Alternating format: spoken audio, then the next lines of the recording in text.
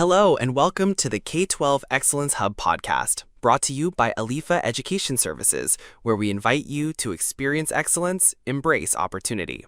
I'm Mike. And I'm Fred. As veteran educators, it's our job to track the trends that are truly making a difference in the classroom. Today, we're tackling a big one that's reshaping how children learn in China and around the world, Singapore mathematics. Right. And Fred, I think the first thing we need to do is just bust a major myth. When parents hear Singapore math, many immediately think, oh, great, a more difficult, more demanding set of textbooks for my child. But that's not really it at all, is it? Not at all, Mike. That's the number one misconception. It's not about the books. It's about the methodology. It's a completely different philosophy of teaching. Right. You and I, we likely grew up learning math through rote memorization. Absolutely. Endless flashcards, drilling multiplication tables, memorizing formulas like the area of a trapezoid. Yeah? Without a clue of how it was derived. Exactly. You knew that it worked, but not why it worked. Singapore math flips that entire model. The goal isn't just to get the right answers, but to achieve deep, profound conceptual understanding. It's about making students fluent in the language of mathematics, not just teaching them to memorize a few phrases. I love that analogy, fluent in the language of math. So how does it accomplish this? What is the actual mechanism that makes it so different? Well, the mechanism is a powerful three-step framework called CPA. It stands for concrete, pictorial, and abstract. It's a carefully designed journey that takes a mathematical idea from being a tangible object to an abstract thought. Okay, so break that down for us. Let's say I'm a first grader. What does the concrete stage look like for me? Okay, in the concrete stage, math is something you can touch and feel.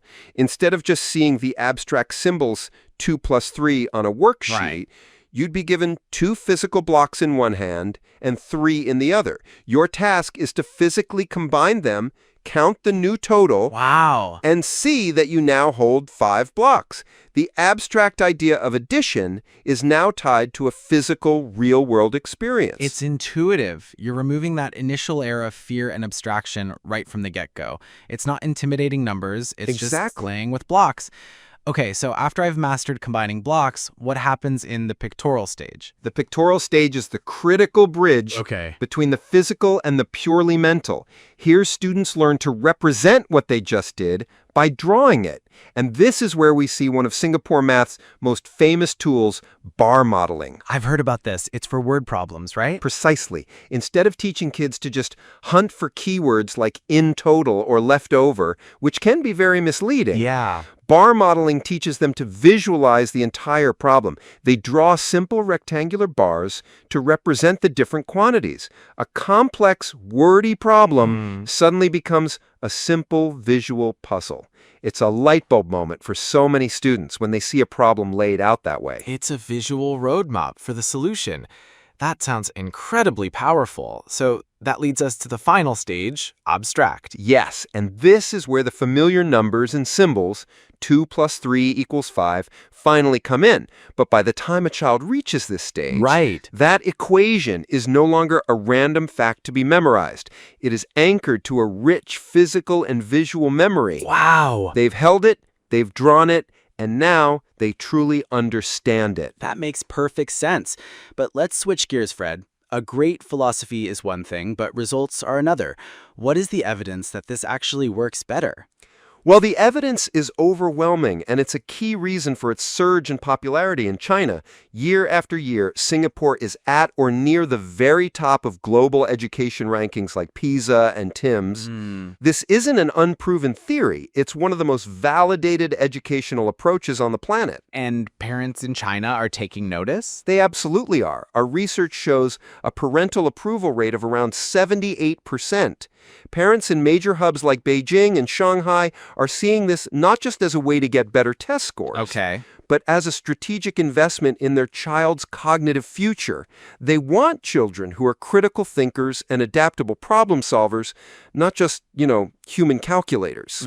Okay, but you and I both know that implementing a new system is never a simple copy and paste job. It sounds great in theory, but what are the real-world hurdles that schools and districts face when they try to adopt this? You've hit on the most critical point, Mike. It is not a magic wand. The number one challenge is teacher preparedness. A teacher can't just read a manual and start teaching this way. Right. They need intensive training to shift their own mindset away from those traditional entrenched methods. It's a significant investment in professional development. I can see that.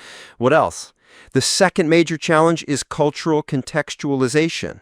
You can't just take a textbook from Singapore and use it in Guangzhou. The word problems, the examples, they all need to be adapted to be culturally and contextually relevant for Chinese students to ensure deep engagement.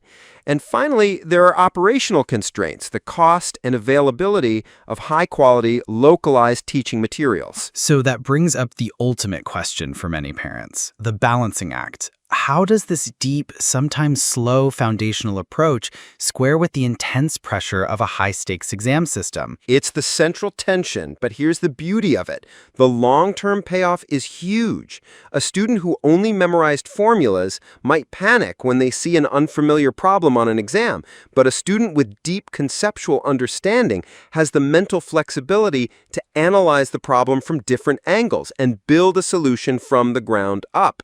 They are more resilient, more confident, and ultimately more successful. So it's like building a single-story house on a dirt patch versus taking the time to lay a deep, steel-reinforced concrete foundation for a skyscraper. That is the perfect analogy, Mike. The initial work is more intensive, more thoughtful, and maybe less visible at first. Yeah. But the structure you build on top of it is stronger, more stable, and can reach much greater heights. A powerful idea to end on.